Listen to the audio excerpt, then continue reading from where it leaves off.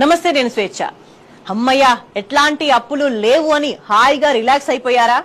లోన్ల బాధ తప్పిందనుకుని కూల్ గా నిద్రపోతున్నారా? ఆగండి, మీకు షాకింగ్ న్యూస్ చెప్పాలా? మీ నెత్తి మీద అప్పు భారం పడిందండోయ్. 100 కాదు, ఏకంగా 1,00,000 పైనే.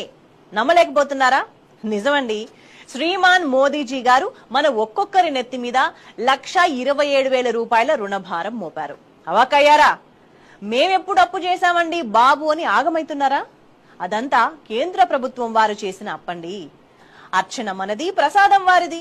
మనం ఎవరికీ బకాయి పడకుండానే, అసలు మనకు తెలియకుండానే ఒక పెద్ద అమౌంట్ అప్పు మన నెత్తి నుంచి పడింది. ఇదంతా మోదీజీ పుణ్యమే.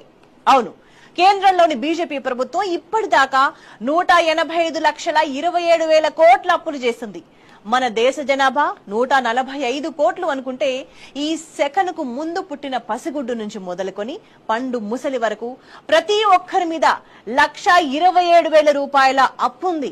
ఇంకో షాకింగ్ న్యూస్ ఏంటంటే, మన దేశానికి స్వాతంత్రం వచ్చిన తర్వాత ఏ ప్రధానమంత్రి కూడా ఈ రేంజ్ లో అప్పులు చేయలేదట.